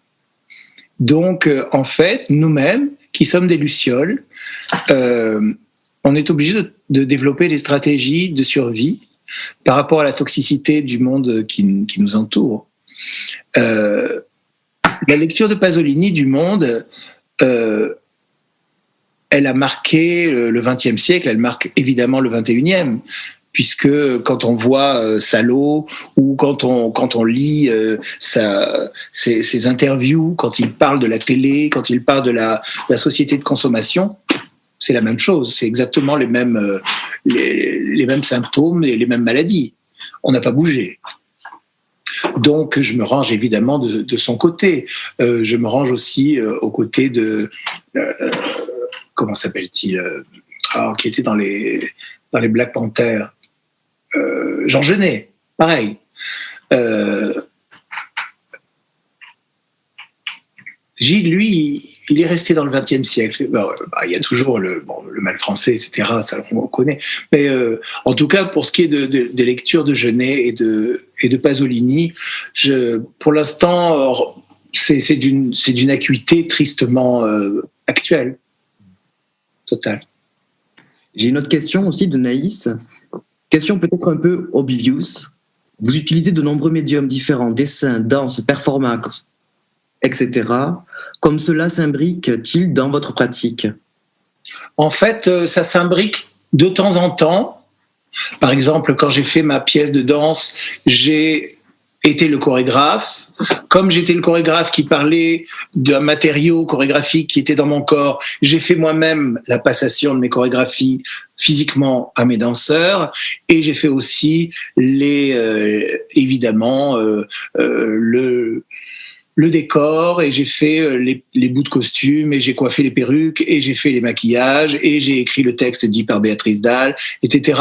Parce que déjà j'ai du mal à déléguer, et puis que je suis sur cet idéal d'art total. Après, à l'art total, il y a un mot allemand que j'adore, mais j'oublie toujours. C'est quoi ? Gesamtkunstwerk. Gesamtkunstwerk. C'est beau, j'adore. Donc voilà, j'ai toujours ce rêve-là. Donc là, évidemment, tout s'est imbriqué ensemble puisque j'ai tout fait, sauf la musique. Après, le fait de passer d'un médium à l'autre, même quand on croit que ça n'a pas vraiment de lien, finalement, une énergie nourrit l'autre. Ce qui se vide d'un côté se remplit de l'autre. Moi, quand ça a commencé à marcher pour moi du point de vue du dessin, à marcher du point de vue pécuniaire pour moi du point de vue du dessin, c'est-à-dire il y a 17-18 ans, où ça marchait bien, d'ailleurs beaucoup mieux que maintenant, assez vite, j'ai pas voulu me transformer en planche à billets. Donc, il fallait que je fasse vite autre chose pour pas être enfermé dans une pratique et un truc de rendement, justement. Voilà. Moi, j'ai dit non, moi je fais 20 dessins par an, pas plus, et le reste, j'essaie quand même de nourrir ma recherche en tant qu'artiste, et donc si je dois faire des trucs, d'autres trucs, je les fais. Et d'ailleurs, j'ai perdu quelques collectionneurs en route, parce que les gens ont dit que ça me diluait, alors que c'est le contraire. Ça ouvre tout. En fait, ça ouvre tout, et par un jeu d'écho énergétique, tout se nourrit de tout. Donc, c'est quand je fais de la danse, ça réfléchit sur le dessin. Quand je fais du dessin, je le fais avec une bande son musicale qui me permet de nourrir ce que je fais en tant qu'interprète. Quand je fais du cabaret, ça me dit des choses sur moi-même et ça m'en apprend pour pouvoir avoir la bonne énergie pour me retrouver, par exemple, comme il y a peu de temps pour la première fois, sur une scène de théâtre. Quand je suis au cinéma, parce que j'ai eu un rôle au cinéma il y a 2, 3, 4 ans, je crois, ou 5. Du coup, j'ai pu me voir et apprendre des choses sur moi qui m'ont permis d'être meilleur en photo, par exemple.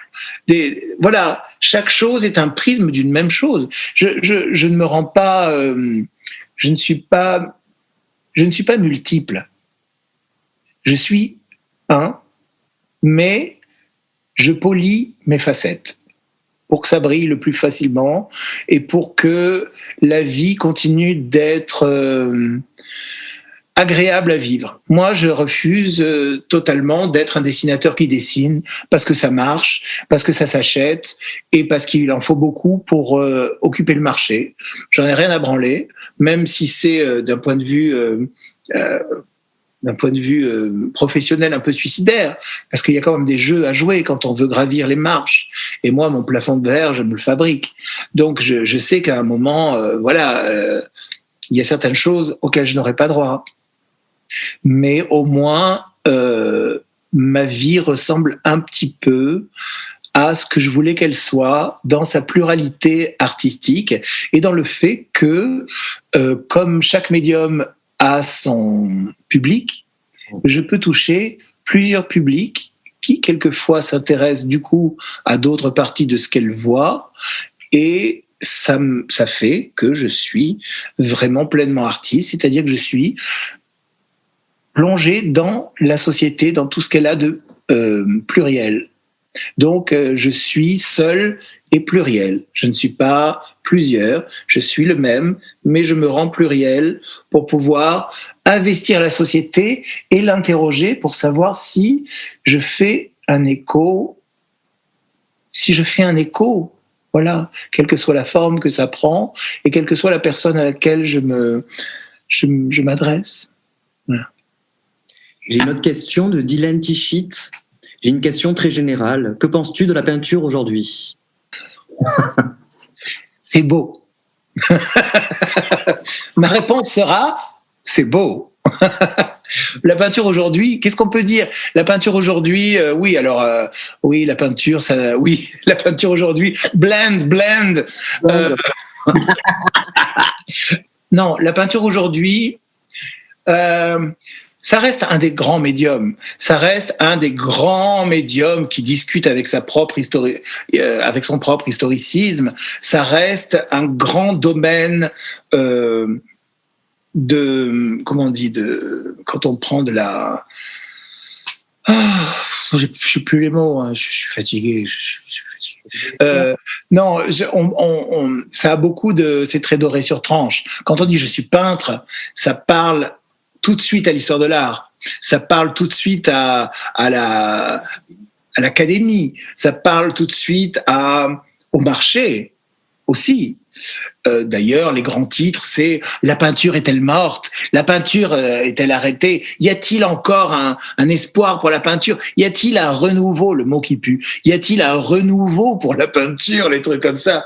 Bon, y a un renouveau pour la peinture, oui, comme le renouveau comme on fait les enfants.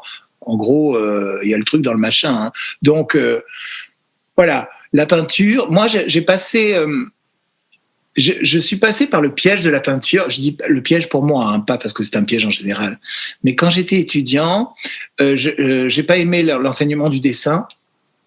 Et parce que j'étais autodidacte et que juste avant j'avais eu un prof sublime qui s'appelait Patrice Juge et qui était un homme incroyable et à qui je dois une partie d'ailleurs des qualités de ma pédagogie s'il y en a.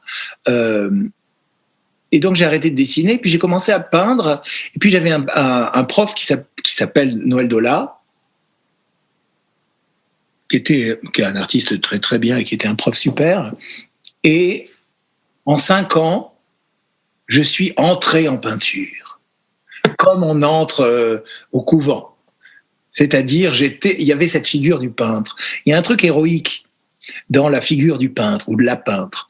Il y a un truc très très valorisant. Je sais pas à cause de quoi. J'ai pas réussi à me l'expliquer, mais et j'ai passé mon diplôme en peinture, un diplôme que j'ai eu avec mention, etc., pour m'apercevoir 1 an après que j'étais un peintre tout pourri et que c'était vraiment pas super ce que je faisais et que pour être peintre, il faut quand même avoir un atelier, un storage, du matos, donc il faut avoir un peu d'argent ou alors vraiment c'est héroïque au-delà de mes possibilités.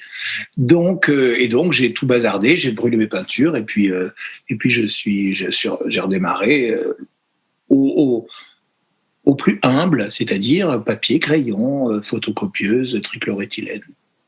Voilà. Donc la peinture, ce sera toujours à recommencer, comme tous les autres médiums. Voilà. Après, il y a comme pour le dessin, comme pour les autres trucs, il y a les vagues, les modes, les vogues, les fluctuations du marché. Donc, peindre, pourquoi pas, il faut juste le faire pour des bonnes raisons. J'ai une autre question. Quel est votre rapport au geste dans la création de vos dessins et de la danse ? Y a-t-il des choses qui se rejoignent ? Vous voyez cela comme 2 gestes très différents ou y a-t-il des similarités ? Il y a des similarités parce qu'un geste ou une image, ça parle dans la tête. Donc, toutes les formes sont vectrices de mots. De mots, donc de sens, donc d'émotions. Un geste tout seul ne sera jamais... l'abstraction n'existe pas. L'abstraction la plus abstraite, plastiquement, dira toujours des mots dans la tête. Et peut-être même, plus c'est abstrait, plus ça dit des mots. Donc, pour ça, un geste raconte, un dessin raconte, une chanson raconte, une démarche dans la rue raconte, une façon de se maquiller raconte. On passe tous notre temps à raconter et à se raconter et à attendre en retour d'autres histoires. C'est ce qui nous nourrit et c'est ce qui nous permet de temps en temps même d'avoir une envie de faire un enfant. C'est pour avoir une nouvelle histoire, pour faire une nouvelle histoire, pour construire et entendre de nouvelles histoires. C'est pour ça qu'on va au théâtre, c'est pour ça que on crée, c'est pour ça qu'on aime la création. C'est pour avoir ce flot de sens. C'est même pour ça qu'on regarde la téloche. Je veux dire, c'est la même chose en plus pauvre. C'est parce qu'on a besoin de vivre dans un bain d'humanité, et l'humanité, elle est bruyante. On est des animaux bruyants. Et moi, mon bruit, je le fais par ce que je fais, donc le dessin, la danse, le chant, etc. Ça peut être l'écriture aussi. Bon, moi, c'est pas parce que j'ai écrit un texte. Hein, moi, je suis pas écrivain, j'aimerais tellement. Mais non. Mais j'ai des copains qui écrivent et c'est leur façon de faire entendre leur chant au monde. C'est pour ça que je dis aussi qu'on est comme des oiseaux. Les oiseaux, ils font leur parade, les oiseaux dansent, les oiseaux chantent, les oiseaux marchent, les oiseaux chient. On est pareil, on dit des choses, on laisse des traces, on digère le monde et on le restitue. Donc, la communauté de gestes, je dirais, pour moi, qui est tellement très serrée, l'art dans la vie quotidienne, non pas dans sa pratique, mais dans son sentiment. Je dirais que la communauté est totale. La communauté de la ressemblance est totale. Chaque chose qu'on fait, si on décide même que la vie quotidienne, ça doit être une forme d'art, c'est possible. Tout est artistiquement possible. Voilà. Il y a les formes qu'on connaît, le dessin, la peinture, la sculpture, la performance, le cinéma, la musique, mais il y a sûrement d'autres choses très artistiques que les gens font. Il y a peut-être même des gens qui ont une sexualité très artistique, puisque c'est aussi un domaine de créativité très intense. Donc, quelquefois. Donc, voilà, on peut vivre avec art. Il y a les formes artistiques et il y a la façon de vivre avec art, c'est-à-dire d'enjoliver le fait d'être, une fois de plus, sur Terre alors qu'on l'a pas demandé, généralement, qu'on est peut-être tombé pas très bien dans sa famille, qu'on a été obligé de partir, qu'on a peut-être pas le corps qu'on aimerait, que ce soit du point de vue du genre ou du point de vue de la forme ou de la couleur ou quoi que ce soit. Et du coup, comment on s'en sort? Pour moi, on s'en sort avec quelque chose qui a à voir avec l'art. Alors bon, pour la plupart des gens, l'art de vivre, c'est juste la décoration et je sais pas, les mondanités. Mais pour moi, l'art de vivre, c'est... Voilà, là, je vois mon mari à côté de moi qui a froid et qui a mis une grosse fourrure rouge sombre. Ben pour moi, je trouve ça très artistique parce qu'il aurait pu mettre un truc moche et plus chaud. Et en fait, il a choisi l'option peut-être la moins pratique et la plus belle. Et ça dit des choses. Ça dit des choses sur ce qu'il veut me dire. Ça dit des choses sur ce qu'il se dit de lui-même. Toutes ces petites histoires, toutes ces micro-histoires qui font un maillage qui s'appelle une vie ou un destin ou une existence, tout ça, pour moi, c'est de l'art. Parce que si ce n'est de l'art avéré et montrable, c'est de l'art in the making. C'est l'usine. Tout ça, c'est l'usine. Et ça peut pas. Je pense qu'on peut pas passer d'une journée et d'un environnement complètement trivial et complètement sec à tout d'un coup une forme artistique. Je pense qu'on est obligé de bien soigner, de bien cautériser toutes les blessures du réel par des choses belles ou bonnes ou agréables ou stylées ou élégantes ou je ne sais pas.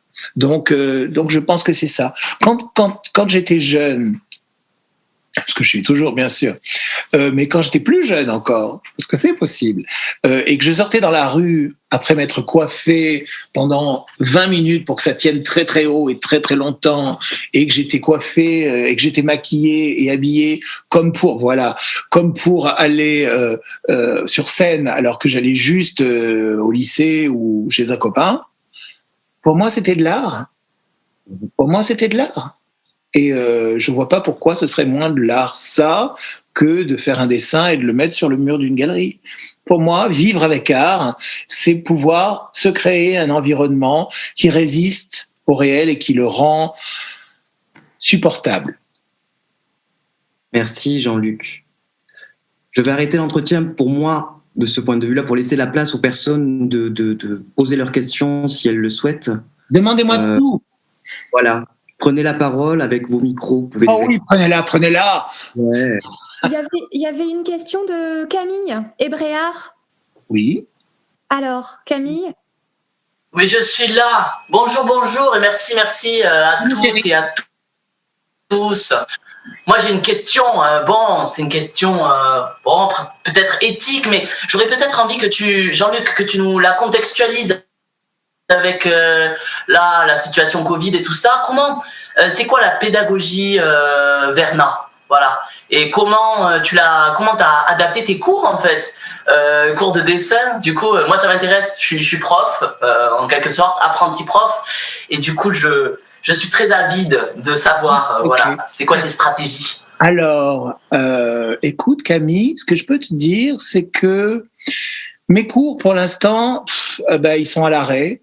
C'est-à-dire que maintenant, ma façon d'être prof, c'est surtout, comme je l'ai dit plus haut, c'est de permettre aux étudiantes et aux étudiants de prendre patience, de se replonger en eux-mêmes, d'essayer de revoir leurs objectifs réels, de coller à leurs rêves, d'essayer de résister à tout. Voilà. Ça c'est ma fonction pédagogique première. Après, évidemment, je dois lire des mémoires et donner mon opinion. Voilà. Donc ça, je le fais. Et en fait, c'est tout pour l'instant. En général, par contre, mon enseignement a beaucoup bougé pendant les années. Parce qu'avant, je faisais vraiment quasiment que du dessin de nu, parce que je me disais, tant qu'à être dans une école des beaux-arts contemporains, autant leur donner un vieux coup de gym pour y aller. Donc voilà, bon après c'est du dessin étendu, hein.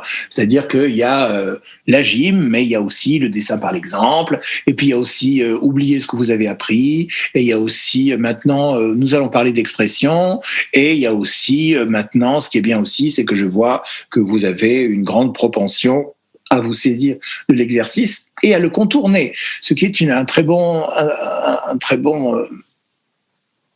marqueur pour moi. Voilà. Et puis, petit à petit, comme moi-même, je me suis diversifié dans ma production et que j'ai commencé à faire des choses qui sont généralement dites comme de la performance, mais qui sont des formes performatives, mais qui ne sont pas de la performance. Moi, des performances, j'en ai fait qu'une dans ma vie, 2. Voilà. Donc, j'ai commencé à donner mon avis, quand j'en avais un, sur leur façon de se filmer ou d'entrer sur le plateau pour faire une performance ou placer leur voix ou démêler avec eux les chevaux, qui parfois est très emmêlé, comme il était beaucoup plus emmêlé aussi pour moi à leur âge, et discuter. Après, ça fait toujours du bien, je pense, pour une étudiante ou un étudiant de discuter avec un de ses profs à bâton rompu et de voir que, il est capable de dire autant de conneries que soi, c'est pas mal. C'est quand même... Tu vois, moi, je ne suis pas du haut de ma chair à dispenser au commun des mortels qui est plus bas que moi, mais tu vois, mes lumières. Non, moi je suis un travailleur de la culture et de l'art qui fait ce qu'il peut avec ce qu'il a au moment où il l'a, où il veut le mettre en branle, et on s'en parle. Donc ça, maintenant, ce que je suis à 80%, c'est ça. C'est-à-dire, c'est un prof de rendez-vous. C'est-à-dire, salut, qu'est-ce que tu fais? Ah, mais c'est une photo à moi qui est derrière là, non? Oh putain, c'est drôle. Bonjour. Et du coup, voilà, ce que je fais, c'est d'abord des rendez-vous. Et puis, de temps en temps, je fais un workshop où on parle vraiment de dessin, on fait du dessin, jusqu'à ce qu'on soit bien crevé, parce que aussi, c'est une génération d'écran, et donc c'est toujours bien d'avoir un moment où on n'a pas d'écran et on est obligé en 2 heures d'être super sur un truc et pas sur un autre, et c'est très difficile. Voilà. Après, il y a aussi le fait que j'apprends, je suis en formation continue et j'ai quand même vu que l'enseignement avait beaucoup changé à partir d'Internet. Ça a été, c'est un changement immense, parce qu'avant, par exemple, on propose aux étudiantes et aux étudiants d'avoir des références. Bon, ton travail, ça ressemble peut-être à d'autres trucs qui ont été faits avant ou ailleurs. Est-ce que tu peux nous en parler? Comment tu te situes, etc. Et avant, il y avait la culture à laquelle on avait accès dans les bibliothèques, dans les trucs, à la télé, les films qu'on se prêtait, etc. Maintenant, la culture, c'est tout. et il y a eu un phénomène de mise à plat, c'est-à-dire que une étudiante ou un étudiant est capable de me parler dans la même phrase de, je sais pas, j'en sais rien, de Warhol, je sais pas, de Martina Balea ou de je sais pas quoi, et que tout d'un coup, il me cite un artiste qui a fait un truc sur lequel il y a eu un article à l'autre bout du monde il y a 6 ans. Donc moi je connais rien, j'en sais rien, donc j'apprends avec elle ou avec lui, et puis on en parle. Donc ça a beaucoup changé aussi le timing de passation et d'échange de culture. Voilà. Et puis il y a aussi, et là pour l'instant, là je parle de ces 2-3 dernières années, où je me retrouve quand même dans une école des beaux-arts où les formes, de temps en temps, et trop souvent à mon goût, sont délaissées au profit d'une sorte de pseudo, je dis pseudo parce que c'est jamais aussi complet que dans une université, de pseudo-recherche sociologique où on essaye de... Enfin, je sais pas, il y a un truc qui va pas. Pour l'instant, moi, j'y trouve pas mon compte, mais une fois de plus, je mets ça aussi sur le fait que, petit à petit, moi, j'approche de la soixantaine et je vais devenir un vieux con. On sait qu'il y a des réflexes, il y a des réflexes quand même qui se mettent en place de peur et de défiance de la nouveauté. Moi, j'essaie d'être le plus attentif à ça, mais je sais que de temps en temps, je suis victime de ça. De même qu'on a tous des préjugés sur lesquels on travaille, mais on a tous... comme si on nous avait fourré plein de préjugés dans la tête petit et qu'on passe toute sa vie à essayer de les déconstruire et de les enlever. Donc les préjugés aussi ils reviennent de temps en temps. Enfin, je veux dire, c'est pas un truc... voilà. Donc j'essaie de travailler avec elle et avec eux sur ce qui va pas, ce qui irait mieux. C'est ça, mon enseignement, c'est ça. Et puis, il y a aussi l'enseignement par l'exemple. Et la chose que j'enseigne le mieux du monde, sans avoir rien à dire, c'est que on peut être zarbi et en faire une vie. Et comme les étudiantes et les étudiants, ils sont souvent à un âge où on se sent de toute façon zarbi, du coup, je pense que ça leur fait du baume au cœur de voir quand même une vieille tante maquillée comme un camion qui réussit en parlant comme un charretier et en oubliant la plupart de des mots et des noms et des trucs comme ça, qui arrive quand même à avoir une carrière ou plusieurs et d'être encore...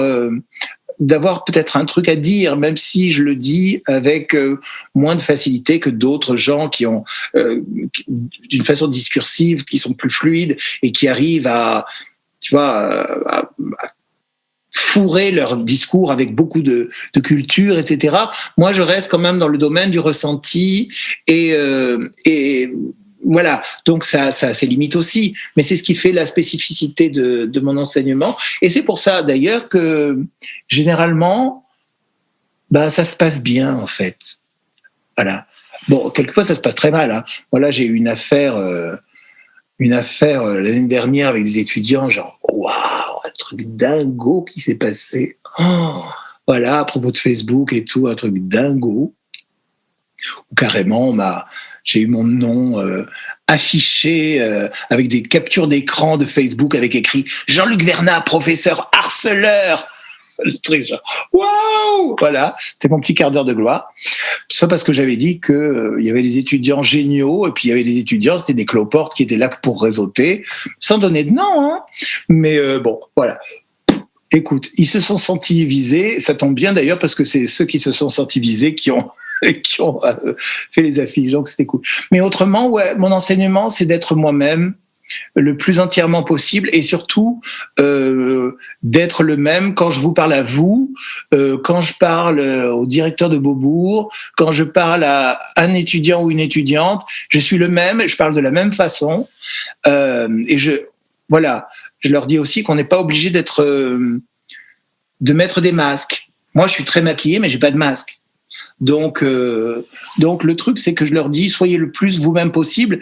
Avec un peu de chance, ça va faire comme moi et d'autres, ça va marcher. Parce que plus vous serez vous-même, moins vous serez échangeable à volonté avec quelqu'un du même sexe, de la même couleur que vous et de la même génération. Et ce que vous avez de plus nouveau à apporter à l'époque, ben c'est vous. Parce que, bon, en gros, tout a été fait dans tous les sens. La nouveauté, j'y crois pas du tout. Donc, c'est vous, la nouveauté. C'est vous qui allez nous étonner avec ce que vous êtes, avec tout ce que vous êtes. Est-ce qu'il y a d'autres questions? D'autres personnes souhaitent intervenir? Moi, j'aurais une petite question aussi.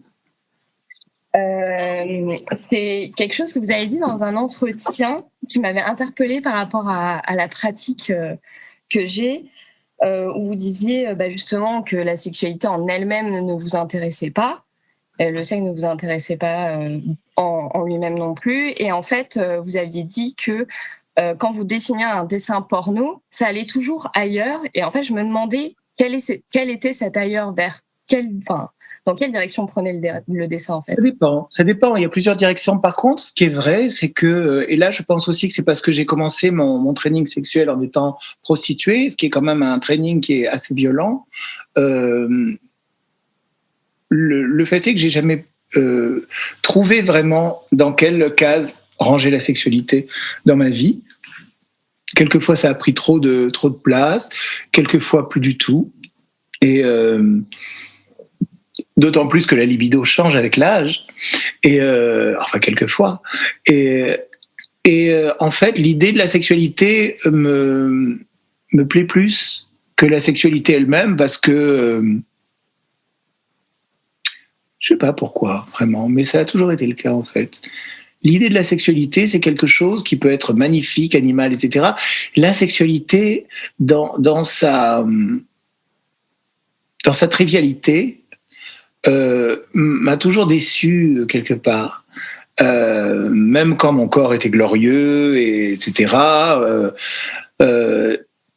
Il y a quelque chose d'obligatoire aussi dans la sexualité. C'est-à-dire qu'on est dans une société où si on ne jouit pas, et si on ne fait pas jouir l'autre, on est disqualifié, ou on est amputé. Et je trouve que c'est d'une grande violence. Et puis, il y a aussi ce truc de la pornographie, c'est-à-dire que la pornographie est obligatoire. La pornographie, c'est quand même aussi un lieu très souvent de domination et de patriarcat terrible. Voilà. Après, ce qui est vrai, c'est que quand je veux faire un dessin cochon, eh ben, j'y arrive jamais. Parce que finalement, représenter la sexualité, pour moi, ça ne peut être bien que quand s'opère, volontairement ou pas, une transformation, un déplacement. Ou alors, on doit passer par la photo, et à ce moment-là, oui, un gros plan d'une pénétration, là au moins, voilà, on y est. Mais il y a un truc sur Instagram qui s'appelle pornoceptual, un truc comme ça, où là, quelquefois, ils arrivent à tourner autour de la chose. C'est la chose, mais en même temps pas, et tout, c'est pas mal. Ça, c'est une recherche qui est de temps en temps bien, mais autrement, ça... Il y a un truc dans la sexualité qui correspond à l'expression d'une douleur, je pense, en ce qui me concerne. Et du coup, je pense que c'est un truc, avec l'âge, que j'ai appris à déporter. J'ai une question de Magali, on clôturera sur cette question. Félicien Rops, tu nous en parles. Il représente quoi pour toi? Félicien Rops, c'est comme Alfred Kubin. Félicien Rops, on choisit ses pères. D'autant plus quand, comme moi, on a divorcé de sa famille assez tôt. Et quand j'ai découvert Félicien Rops, qui était, quand je l'ai découvert, exactement tout ce que on ne doit pas faire dans l'art contemporain, j'y ai tout trouvé de moi, différent, mais j'ai trouvé un cousinage un cousinage miraculeux. Et puis, dans son parcours, par exemple, avec Huysmans, à un moment, ils ont été très, très attirés par le satanisme. Et moi, il se trouve que quand j'étais jeune, j'ai été extrêmement attiré par un satanisme. Donc, du coup, ça rentrait vraiment encore plus en résonance avec moi. Mais ça n'a jamais été un modèle, par contre, et j'évite de trop regarder, toujours. Parce que quand quelque chose vous plaît, c'est comme si, vu comme j'aime Marguerite Duras, je me mettais moi à vouloir écrire et que je relise tout le temps Marguerite Duras. J'aurais peur d'être coloré parce que c'est un maître assez insurpassable. Et d'ailleurs, une fois, je suis allé voir une exposition d'Alfred Kubin et j'ai arrêté de dessiner pendant presque un an parce que ça m'avait coupé les mains. C'était trop bien. Je pouvais pas y aller après. Et ça a été ça a été un vrai choc. C'est comme le sublime de Kant. Mon cœur s'est arrêté. Et du coup, je pouvais plus dessiner. Voilà. Et quand on a des maîtres comme ça, des sortes de soleils insurpassables, ce qui est bien, c'est de pas trop les étudier et de rester sur le choc. Et de pas se... Moi, j'ai vu des gens, par exemple, avec... Comment il s'appelle déjà, cet artiste américain tellement bien. Oh, bon, ça y est, c'est parti. Un super artiste incroyable, etc. J'ai un copain qui l'a découvert quand il était étudiant. Et il m'a dit, mais tu as vu, c'est tellement tout. J'ai dit, oui, c'est dingue ce qu'il fait, etc. Et en fait, il s'est immergé complètement. Il a tout analysé. Il est devenu un exégète. Et ça lui a coupé les pattes. Parce que, ça, c'est comme Icare et le soleil. Il ne faut pas se rapprocher trop. Parce que, voilà, ça fond et on tombe. Donc voilà, Félicien Rops, pour moi, ça fait partie de mes soleils. Et comme le soleil, j'évite de le regarder trop en face, parce que sinon ça m'aveugle et je ne peux pas trop dessiner. Merci beaucoup, Jean-Luc, pour cet entretien incroyable. C'était adorable. Merci beaucoup de m'avoir invité.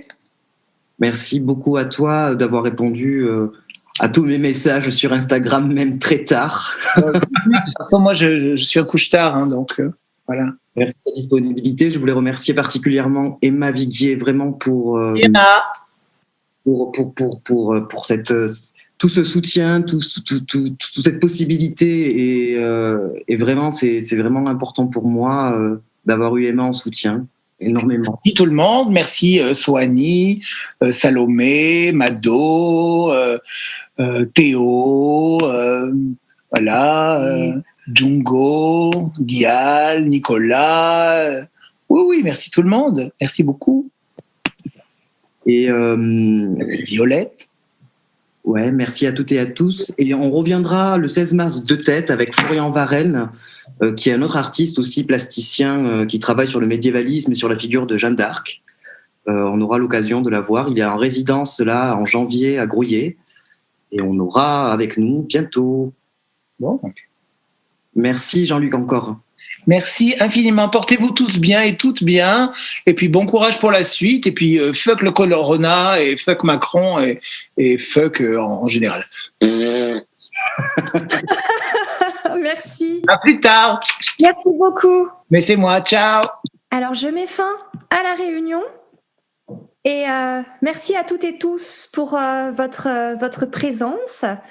Merci au collectif PQ pour l'organisation, l'investissement et la respiration. Merci Belladonna pour tout, pour cette performance. Et puis je vous dis à très vite.